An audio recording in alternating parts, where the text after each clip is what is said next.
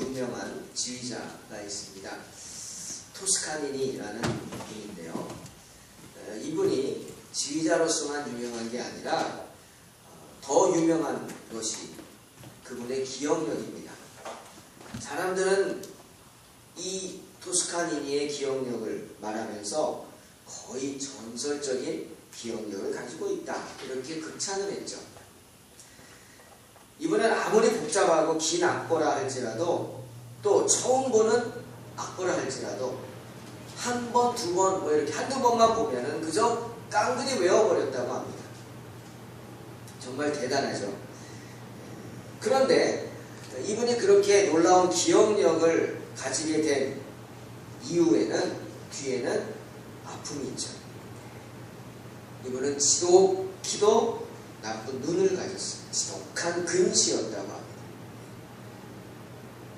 조금만 거리가 멀어도 볼 수 없는 지독한 근시였죠. 지독히도 나쁜 그 눈 때문에 지휘할 때 그 악보대 위에 놓인 악보를 볼 수가 없는 거예요. 그러니 여러분, 지휘자에게 이건 치명적인 약점이죠. 악보를 보면서 지휘를 해야 되는데 악보를 볼 수 없어요. 절망할 수밖에 없는 겁니다. 아니, 지휘자로서의 그 꿈을 포기할 수밖에 없는 그런 상황이죠. 하지만 토스카니니는 포기하지 않았습니다. 놀랍게도 다른 방법을 찾으려고 했었고, 그가 택한 방법이 뭐냐? 그래, 내가 악보를 볼 수 없으면 어떻게 해요? 외워버리면 되지 뭐. 외워버리자. 그래서 아예 지휘를 할 때는 자기가 지휘할 그 악보를 통째로 외워보겠다고 합니다. 한 절 한 절 외우기를 애쓰면서 그의 기억력은 개발이 됐습니다. 날로 좋아졌어요. 조금만 멀어도 볼 수 없는 그 약점을 가진 토스카니니가 한 절 한 절 외워가면서 힘쓰더니 마침내 어떻게 돼요? 놀라운 기억력을 갖게 돼서 다 외울 수 있었던 거예요. 지휘자로서의 치명적인 약점이 도리어 그로 하여금 커다란 강점을 가지게 했습니다. 기억력이죠. 암기력입니다. 여러분, 토스카니니가 어떻게 전설적인 지휘자가 될 수 있었다고요? 놀라운 기억력을 가졌기 때문이죠. 암기력. 그것이 어디서 나왔습니까? 바로 자신의 치명적인 약점을 가지고도 거기에 굴하지 않고 맞서서 더 큰 장점을 개발했기 때문입니다. 많은 분들이 이 토스카니니의 이야기를 하면서 그런 말을 하죠. 우리에게 있는 치명적인 약점이 오히려 우리에게는 기회가 될 수 있다. 맞지 않습니까? 나에게 어떤 큰 약점이 있습니까? 그것이 내가 성장하게 되는 기회가 될 줄로 믿습니다. 성경 말씀도 그렇죠. 내가 약할 그때가 오히려 내가 강해질 수 있는 때다. 주님의 말씀입니다. 내가 약할 그때에 나는 바로 강해지기 시작할 수 있는 거죠. 내 약점을 알고 그것을 극복하기 위해서 노력하는 사람에게는 오히려 약점이 그 사람을 강하게 만들 수 있는 계기가 된다는 겁니다. 약할 때 강함을 주시는 주님을 만날 수 있기 때문이죠. 베드로전서 2장 7절에서 주님도 말씀하시죠. 건축자들의 버린 돌이 모퉁이의 머릿돌이 될 수 있다. 여러분, 건축자들은 전문가입니다. 전문가들이 보기에 이 돌은 쓸모없다, 아무 가치가 없다, 그래서 버렸어요. 전문가들이 버렸으니 정말 쓸모없는 돌 아닙니까? 그런데 그 쓸모없는 돌이 어떻게 모퉁이의 머릿돌이 될 수 있죠? 주님이 사용하시기 때문입니다. 아멘? 주님이 사용하시기 때문에 전문가들이 버렸던 그 돌이 도리어 요긴한 모퉁이 돌이 될 수 있다는 거죠. 고린도전서 12장 22절에서 주님이 이렇게 말씀하시죠. 몸에 더 약하게 보이는 지체가 도리어 요긴하게 될 수 있다. 내 생각에는 가장 중요하다고 귀하다고 생각한 부분이 도리어 쓸모없을 수가 있고요.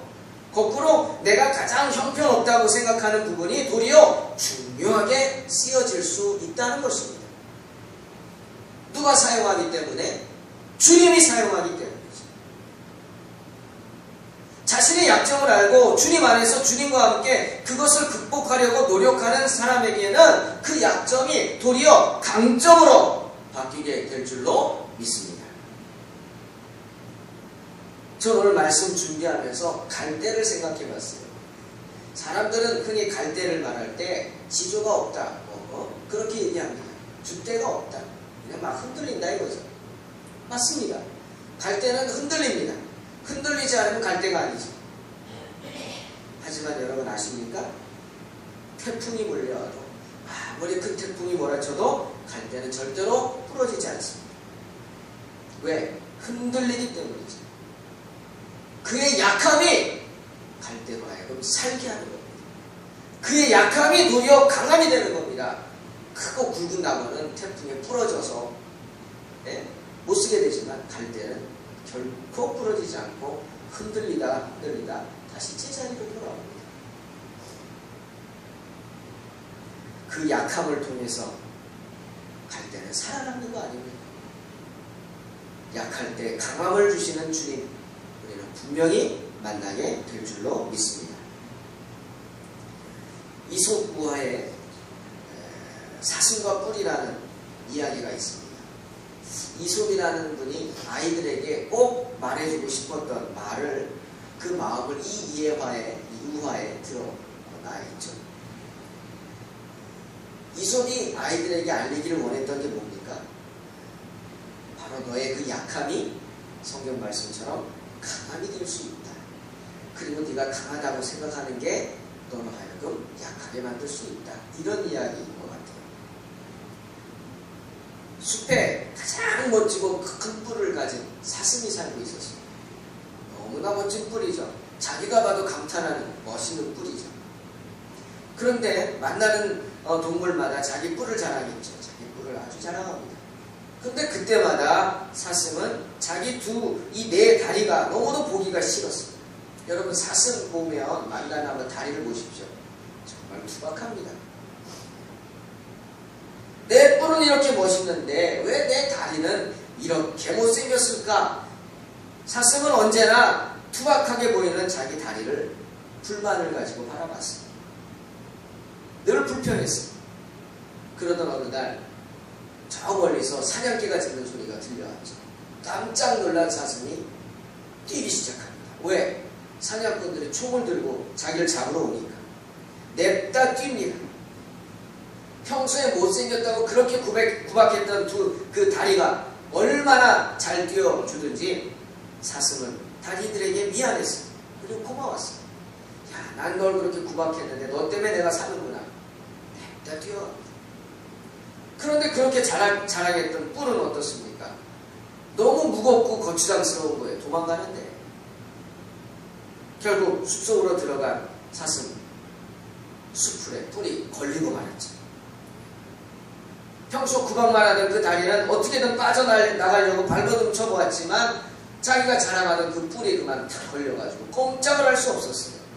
결국 그 뿔 때문에, 자기가 자랑하던 뿔 때문에 사냥꾼 총에 맞아 죽지 않습니까? 여러분, 이 이솝이 이 이야기를 통해서 아이들에게 해주고 싶은 게 뭡니까? 네가 자랑하던 것 때문에 죽게 됐다는 겁니다.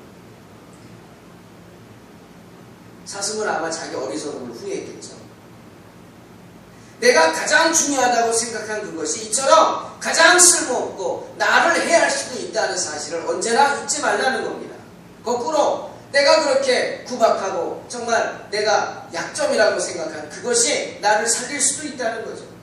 주님도 말씀하시죠. 몸에 더 약하게 보이는 그것이 도리어 요긴하게 사용될 수 있다고 말하지 않습니다. 내 생각에 정말 형편없다고 생각하는 것이 하나님의 손에 붙잡히면 우리의 생명을 살리는 가장 중요한 것으로 사용되어질 줄로 믿습니다. 왜? 하나님이 쓰시기 때문이죠. 여러분에게 어떤 부족한 부분이 있으십니까? 마음적으로, 정신적으로 약한 부분, 심적으로 약한 부분이 있습니까? 아니면 육체적인 결함이 있나요? 주님 분명히 말씀하십니다. 상한 갈대를 꺾지 않고 꺼져가는 심지를 끄지 않으시는 분이 주님이십니다.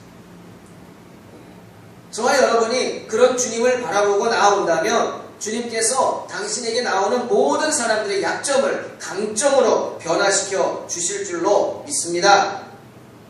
성경의 많은 인물들이 이런 마음으로 주님 앞에 나왔죠. 저는 오늘 두 분의 이야기를 하려고 합니다. 먼저 아브라함의 아내 사라입니다. 여러분, 사라가 어떤 분인 줄 잘 아십니까? 그저 우리의 기억 속에는 사라는 믿음이 없는 여자다.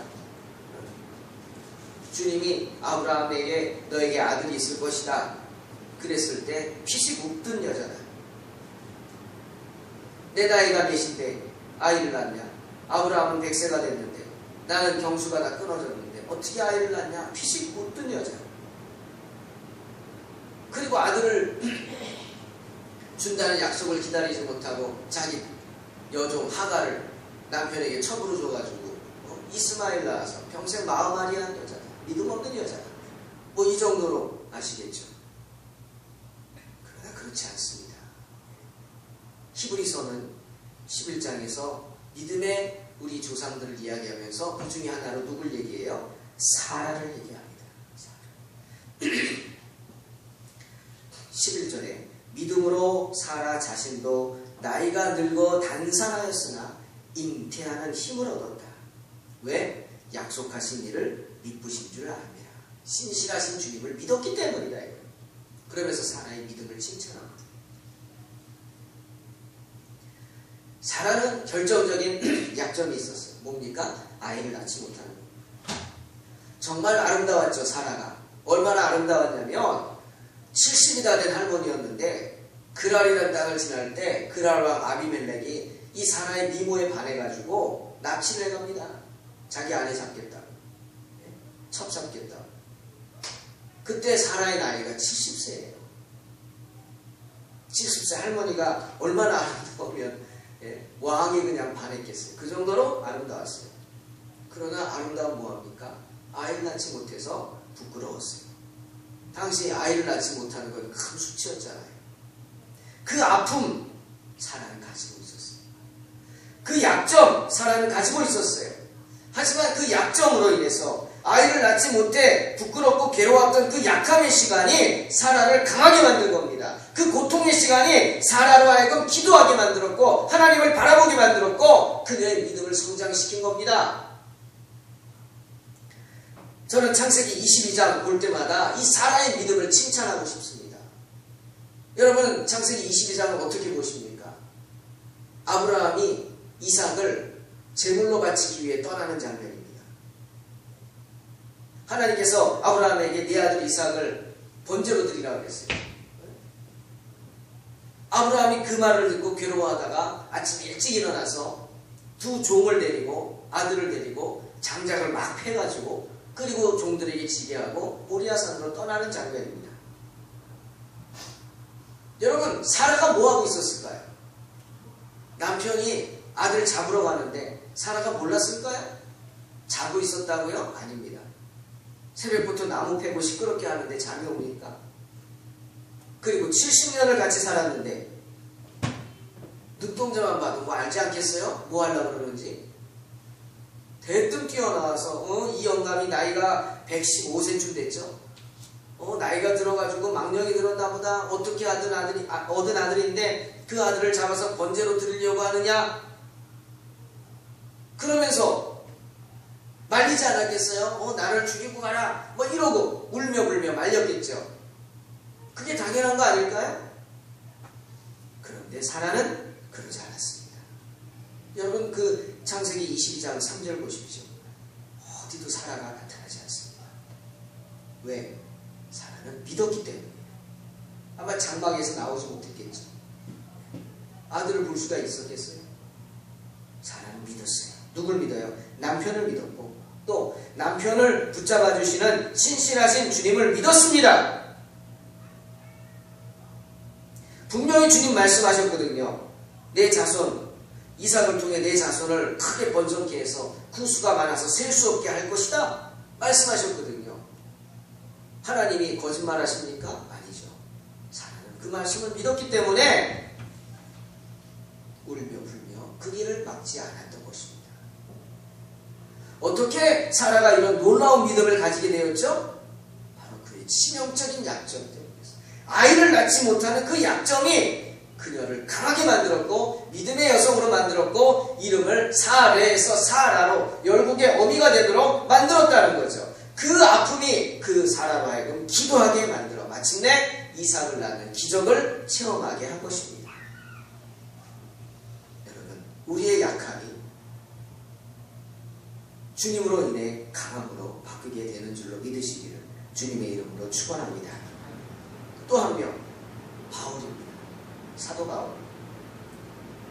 여러분, 사도 바울처럼 주의 복음을 위해 헌신한 사람이 있습니까?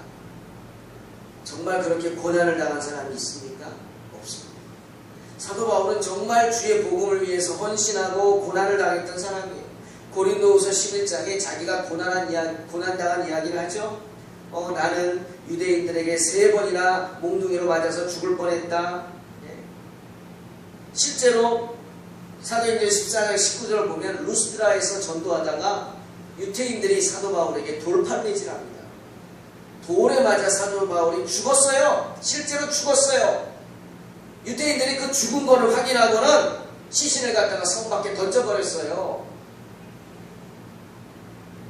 그러자 사도 바울의 제자들이 찾아와서 그 시신 주변에 몰려서 하나님께 기도하지 않습니까? 하나님 살려달라고 기도합니다. 하나님 그 기도를 들어주시고 죽었던 바울이 살아나는 기적이 일어납니다. 바울은 그런 기적을 체험했던 사람입니다. 정말 고생 많이 했고 하나님은 온갖 기적을 행하고 체험했던 그런 사람, 마침내 로마에서 순교한 사람입니다. 그런데 사도 바울에게도 결정적인 약점이 2가지가 있었어요. 하나는 육신의 질병입니다. 간질이라는 무서운 병이 있었어요. 여러분 혹시 간질병을 아십니까? 이건 유전병이죠. 저도 중학교 2학년 때 정말 내 옆에서 간질병을 앓는 아이를 봤어요. 친구. 그때 뭐가 뭔지 몰라서 무서웠죠. 영어 수업 시간에 갑자기 막 책상을 막 덩덩덩덩 막 이런 소리가 나요. 아니, 그 당시 머리 팍팍 감고 후크 채우고 막 선생님들 무서운 시간 아닙니까? 그때는 70명이 한 반이고 막. 근데 갑자기 누가 책상을 막 치는 거예요. 수업 시간에. 다들 놀래가지고 쳐다보니까 친구 하나가 눈이 뒤집어지고 입에서 막 거품을 불면서 벌벌벌벌 떨면서 넘어가는 거예요. 그러자 영어 선생님이 그걸 보더니 갑자기 막 강대상에서 뛰어내려와가지고 가지고 계신 볼펜으로 입을 탁 틀어막더라고요. 그러더니 확 안아주고 정말 선생님이 저런 분이구나. 그때부터 저는 더 선생님들을 존경하기 시작합니다. 잘못하다 혀깨 물어서 죽을 수 있으니까 입을 막아주고 흔들고 막 정신없이 쓰러지면 다치니까 죽어주시고 양호실로 데려가서 한 1시간쯤 와서 후에 돌아왔는데 자기가 뭐 했는지도 몰라요. 아무렇지도 않게 앉아있고 얼마나 그때 무섭든지 이게 간질이구나. 요즘은 이제 약을 먹으니까 잘 모르죠. 이게 무서운 병이구나. 근데 바울이 그런 병에 걸렸어요. 그래서 강대상에서 설교하다가 자기도 모르게, 여러분 간질병 환자는 발작하고 의식이 없죠. 자기도 모르게 막 거품 물고 쓰러지는 거예요. 다른 사람의 병은 다 고치면서 자기 병은 고치지 못하니 여러분 이 얼마나 민망합니까? 얼마나 부끄러운 일입니까? 바울은 그런 결정적인 약점을 가지고 있었어요. 그리고 또 하나, 바울은 신체적으로도 참 단점이 있었어요. 오늘 주보에 제가 그림을 2가지 실었어요. 거기 보면은 사도 바울의 사진이에요. 하나는 고대 벽화에 그려있는 바울의 모습이고요. 그 옆은 중세 유명한 르네상스 시대의 화가였던 알프레이트 뒤러가 역사적으로 고증을 해가지고 자기가 바울의 모습을 그린 바울의 사진입니다. 여러분 어때요? 잘생겼습니까? 아니죠? 솔직히 미안한 얘기지만 2번 보고 싶지 않지 않습니까? 코는 네버린 코에, 머리는 다 벗겨져가지고 정말 옆에 주변 머리만이고요. 또 바울은 등이 굽어가지고요. 그러니 키도 작아지죠. 등이 굽고 몸집은 왜소하고 정말 겉보기에는 이렇게 좀 미안하지만 형편없는 모습이었습니다. 그러니 다른 제자들을 아는 사람들이 바울을 볼 때마다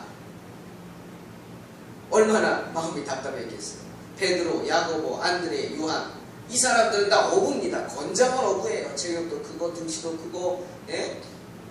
그런 사람들을 보다가 등도 굽고 이런 바울을 보면 얼마나 왜소하고 그랬겠어요. 특히 유태인들은 그런 바울을 놀렸죠. 비난했죠. 못생겼다고, 장애인이라고 막. 그래서 그런지 바울을 평생 결혼을 하지 않았습니다. 독신입니다. 그러자 또 놀립니다. 저렇게 못생겼으니까 누가 시집 오냐. 결혼도 못하지. 놀립니다.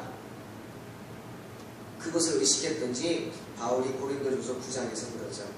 나는 결혼을 못한 게 아니라 안 한 것이다.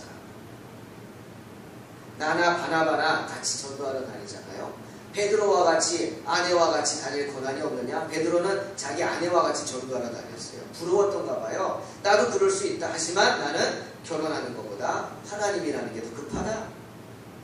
그래서 못한 게 아니라 안 한 것이다. 그랬더니 유태인들이 그 말을 듣고 코웃음 치면서 또 한 번 바울을 비난하죠. 야, 바나바는 못한 게 아니라 안 한 거라고 치자. 왜? 바나바는요 풍채도 좋고 잘생겼던 것 같아요. 성경에 보면. 그런데 너는 안 한 게 아니라 못한 거야. 비난합니다. 조롱합니다. 실제로요 루스드라에서 바울과 바나바가 전도하러 갔는데 날 때부터 이 안전뱅이 된 사람이 있었어요. 바울이 그를 보고는 가서 그를 일으켜 세웁니다. 기적이 일어났어요. 바나바는 뭐 했어요? 그냥 옆에 쫓아만 다녔어요. 그걸 보고 루스드라 사람들이 신이 강림하셨다 그래가지고 소를 잡아다가 그 앞에 제사를 드리려고 했어요. 그러면서 바나바 보고는 뭐라고요? 스스다. 바울 보고는 험해다 그랬어요. 여러분 이 이름의 뜻이 뭔지 아십니까? 들어보면 기가 막힙니다.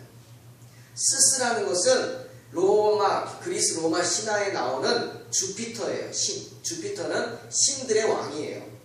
신들을 다스리는 신이 주피터예요. 험에는 뭐냐? 신도 아니야. 신들이 부리는 사자야, 사자. 신들의 종이에요. 날 때부터 안전뱅이 된 사람 누가 일으켜 세웠어요? 바울이 일으켰잖아요. 그럼 누가 스스가 돼야 돼요? 바울이 스스가 돼야지. 근데 바울은 험해야. 신도 아니고 몸종이고 바나바가 스스야. 왜 그랬을까요? 그들이 보기에 바울은 왜소하고 형편없었다고. 겉모습이. 바나바는 풍채도 좋고 멋있고. 그렇게 차이가 났어요. 그런 결정, 약점을 겉보기에 그런 모습을 갖고 있어서 사람들에게 비난을 받고 특별히 유태인들에게 아주 비난을 받았어요. 거기다 혐오스러운 질병, 간질까지 가지고 있었잖아요. 하지만 바울은 그런 약점에도 낙심하지 않았습니다. 그런 결정적인 약점을 갖고 있었는데도 그는 흔들리지 않았어요. 바울이 결혼을 했다면 한 아내의 사랑을 받은 남편이었지만 바울은 결혼하지 않고 그 사랑을 많은 사람들에게 베풀고 자기의 시간과 모든 것을 헌신해서 섬겼기 때문에 많은 사람의 사랑을 받을 수 있었던 것이 아니겠습니까? 바울은 유태인들이 비난한 것에도 불구하고 많은 사람들의 사랑을 받았어요. 바울이 가는 곳마다 하나님은 바울들에게 가족들을 붙여주셨어요. 루스드라에서는 아들을 얻었어요. 그게 누굽니까? 디모데입니다. 그리고 또 누구를 만납니까? 브리스길라와 아굴라를 만나지 않습니까? 고린도에서 브리스길라와 아굴라 부부를 만나서 정말 친형제 자매처럼 함께 지냈어요. 이 부부는 바울을 섬겼어요. 바울이 낮에는 일하고 밤에는 복음 전하고 얼마나 피곤합니까? 그러지 말라고. 우리가 당신을 먹여 살리고 섬길 테니까 낮에 쉬고 설교 준비하고 밤에 사역하라고. 일을 못하겠어요. 평생 쫓아다니면서. 로마 감옥에 갇힐 때까지 따라가서 감옥에 그 수발도 이 두 사람이 다 들었어요. 여러분 가족이 그렇게 할 수 있습니까? 못합니다. 가족보다 더 가족 같은 사람들이었어요. 또 로마에서는 루포의 어머니를 내 어머니라고 소개하면서 사랑을 받았어요. 바울은 가는 곳마다 유대인들의 비난에도 불구하고 너는 못생기고 추하기 때문에 사람도 못 받는다. 그 말에도 불구하고 바울은 많은 사람에게 사랑받았어요. 한 번은 바울이 역시 갈라디아 교회에서 설교를 하다가 발작을 일으켰어요. 간지. 그리고 쓰러졌어요. 깨서 정신을 차렸을 때 얼마나 민망했겠어요. 갈라디아 교인들 앞에 얼마나 민망합니까? 그런데 그 갈라디아 교인들이 자신에게 어떻게 했다는 이야기를 듣고는 감동을 해서 이렇게 축복합니다. 그게 갈라디아 4장 14절 말씀입니다. 너희를 시험하는 것이 내 육체에 있으되 이것으로 인해 나를 업신여기지도 않고 멸시하지도 않고 오직 나를 하나님의 천사같이 또 그리스도 예수같이 영접하였도다. 그러면서 갈라디아 교인들을 축복합니다. 왜? 갈라디아 교회 교인들이 그런 바울을 비난하지 않고 조롱하지 않고 그를 감싸주고 더 사랑으로 품어줬기 때문이에요. 바울은 이렇게 사랑받는 사람이었어요. 사랑하는 성도 여러분, 약할 때 강함을 주시는 분이 누구십니까? 하나님이십니다. 바울은 너무나 약한 부분이 많았어요. 심지어 바울이 자기의 그 간질병을 고쳐달라고 주님께 3번 깊게 기도했다고 스스로 고린도후서 12장 9절에서 말하지 않습니까? 매달렸어요. 하나님, 덕이 되지 않습니다. 내가 이런 모습으로 교인들에게 덕이 되지 않습니다. 나를 고쳐주세요. 깊이 3번이나 기도했다. 그런데 그때마다 바울이 받은 응답은 뭡니까? 주님의 말씀. 내 은혜가 내게 족하다. 내가 너에게 준 은혜가 내게 족하다. 너의 그 약함이 도리어 너를 강하게 만든다. 하나님의 응답이었습니다. 하나님 어떻게 이런 무서운 질병을 갖고 있는 게 이것이 나에게 강함이 됩니까? 이해할 수가 없습니다. 기도합니다. 또 기도합니다. 그러나 그때마다 주님은 아니다. 내 은혜가 내게 족하다. 내가 내게 준 은혜가 차고도 넘치기 때문에 너는 그것으로 족하다. 더 이상 그 문제로 괴로워하지 말고 맡기라. 그 음성을 듣고 바울이 깨닫지 않습니까? 그렇다. 내가 여러 계시를 받는 것이 너무나 크고 많기 때문에 내가 자만하지 않게 하기 위해서 육체의 가시 사탄의 사자를 주님이 나에게 주셨다. 여러분, 그 간질이라는 육체의 가시가 사도 바울에게 짐만 된 게 아닙니다. 그것을 없애달라고 깊이 기도하면서 바울은요 3층 천의 체험을 합니다. 유태인들은 하늘이 7단계가 있다고 그러죠. 그것이 구체적으로 뭔지는 모르겠습니다. 우리가 바라보는 하늘이 첫 번째고 우주가 두 번째고 그 다음 세 번째 뭐가 있는지 모르겠는데 바울은 그 셋째 하늘까지 올라갔습니다. 그런 영적인 체험을 했단 말이죠. 어떻게? 그 육체의 가시 때문에. 그 약점을 나로 하여금 없애달라고 기도함으로 바울은 더 큰 은혜를 받은 거예요. 3층 천의 체험을 한 거죠. 여러분, 약할 때 강함을 주시는 하나님을 의지했기 때문에 바울은 이런 놀라운 은혜를 받은 것이 아닙니까? 때문에 바울은 오늘 말하는 겁니다. 자랑하는 자 있느냐? 주 안에서 자랑하라. 내가 가진 것을 자랑하지 말고 네가 가지고 있는 뭐 잘난 것을 자랑하는 게 아니라 자랑하고 싶으면 주 안에서 자랑하라.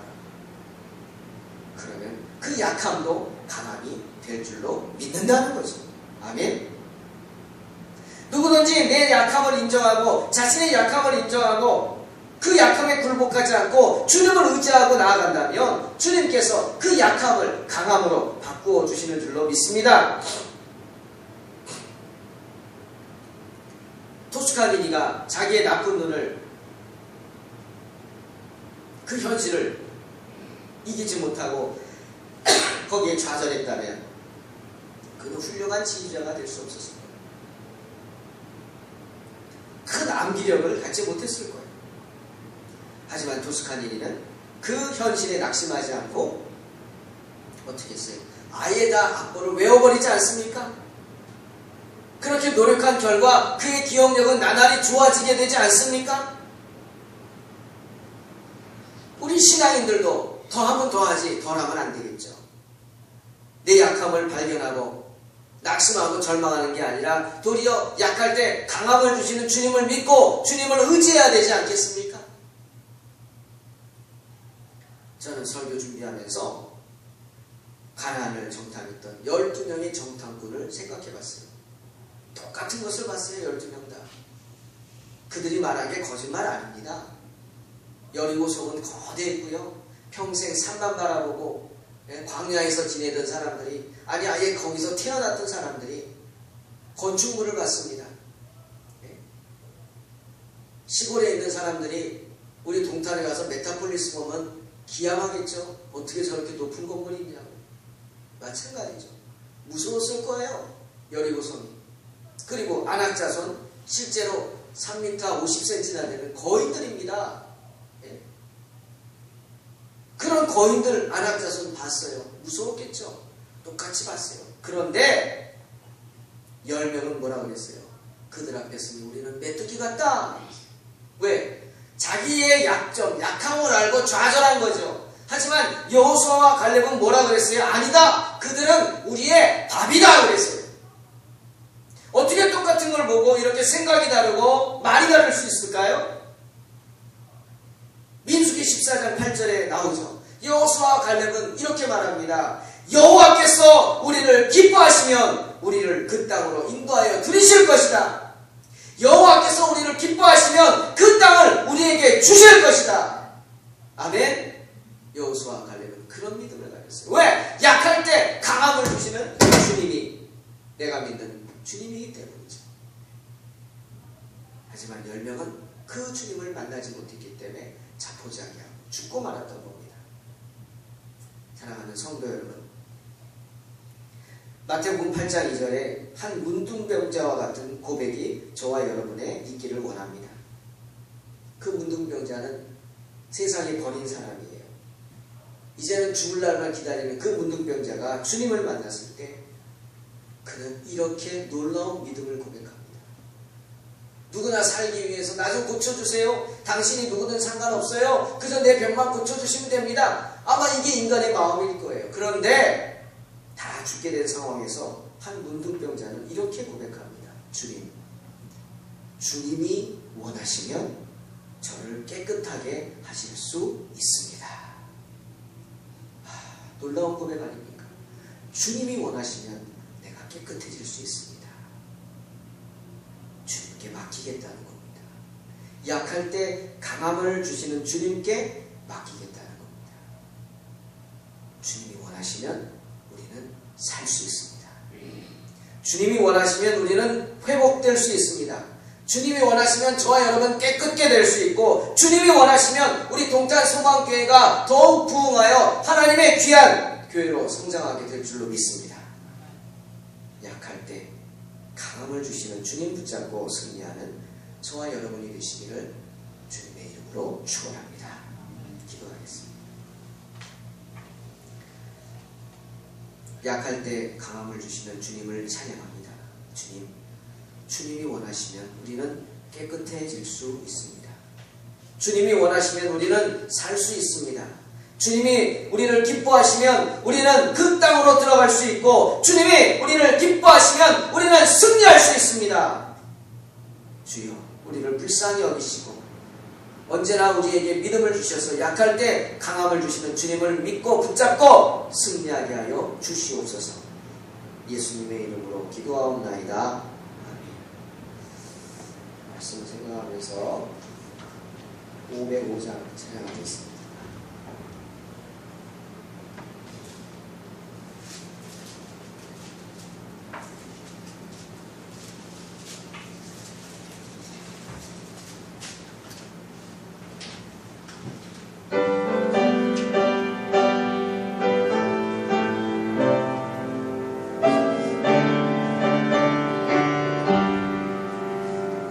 세상 위하여 나보는 전하니 만 백성 모두 나와서 주 말씀 들으라.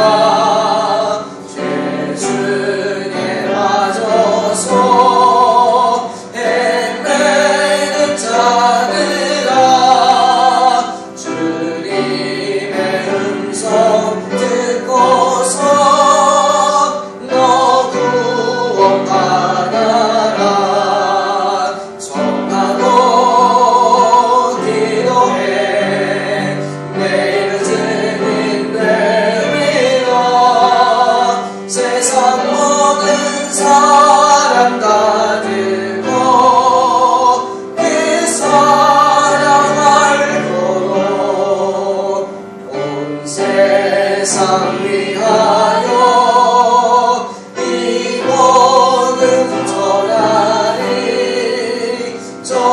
죄인 회개하고서 주 예수 믿으라.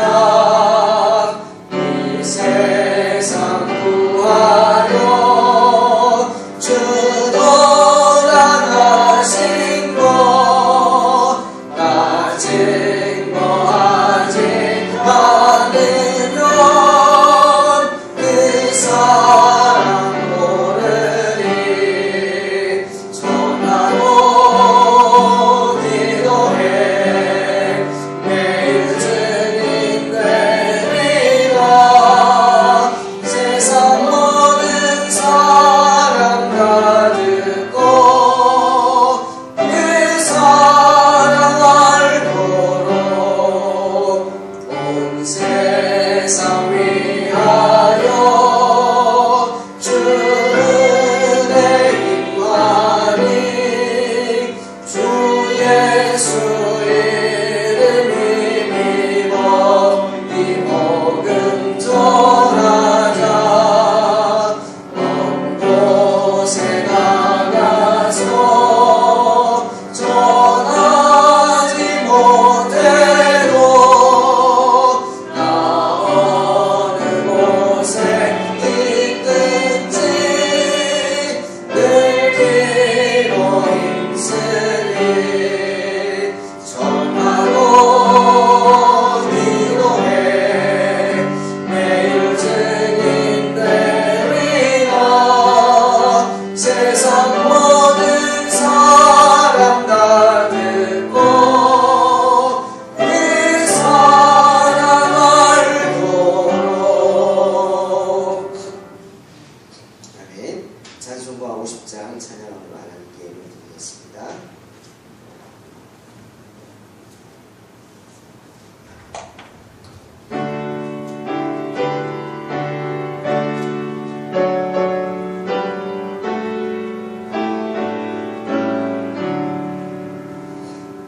내게 있는 모든 것을 아낌없이 드리네.